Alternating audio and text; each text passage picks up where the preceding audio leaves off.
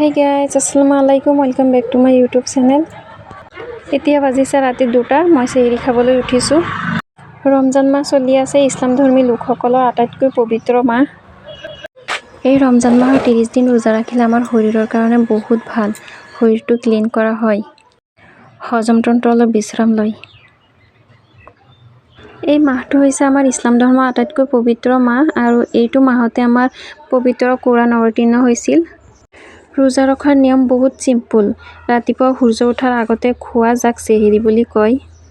আকৌ দিনটোত খানা পিনা নকৰাকৈ থকা সূৰ্যাস্তৰ পিছত খোৱা যাক ইফতাৰ বুলি কয়। চেহৰি খাই অলপ টাইম শুই আকৌ ৰাতিপুৱা উঠি গৈছো।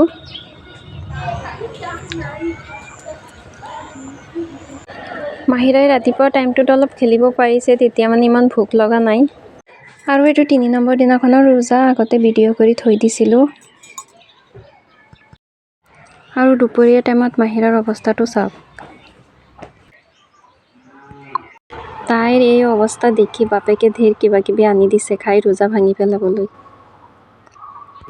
উলিয়াই চাইছে কিন্তু ৰোজা ভঙা নাই।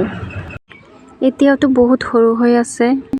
গোটেই দিনটো নোখোৱাকৈ থকাটো তাইৰ বাবে ইমান সহজ নহয়, সেইবাবে অলপ চেষ্টা কৰিছিলে যাতে ভাঙি পেলাই।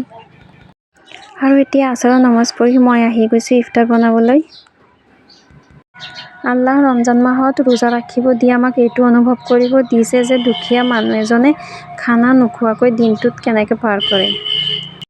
আৰু খানা নোখোৱাটো ৰোজাৰ এটা সৰু পাৰ্টহে। ৰোজা ৰাখিলে খং কৰিব নোৱাৰি, কাৰো লগত কাজিয়া কৰিব নোৱাৰি, গালি দিব নোৱাৰি। সকলো ধৰণৰ বেয়া কামৰ পৰা বিৰত থাকিব লাগে।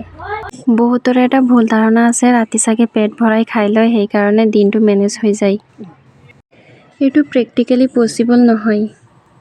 কাৰণ আমাৰ ষ্টমাকে এটা সময়ত লিমিটতকৈ বেছি খানা গ্ৰহণ নকৰে। 30 দিন এইটো কাৰণে ৰখা হয়। এদিন ৰখাটো সহজ, দুদিন মেনেজ কৰিব পাৰি। আৰু যোনে আল্লাহক ভয় কৰে তেওঁ 30টা ৰোজা ধৰিয়ে ৰাখিব পাৰিব। সেইটোৱে পৰীক্ষা কৰে। আৰু ৰমজান মাহৰ ৰোজা ৰাখি 3 নম্বৰ দিনৰ ৰোজাটো কেনেকৈ পাৰ কৰিলো সেইটো আপোনালোকৰ লগত শ্বেয়াৰ কৰিলো। আজিলৈ আহিছো। সকলো ভালে থাকক, সুস্থ থাকক। আল্লাহ হাফিজ।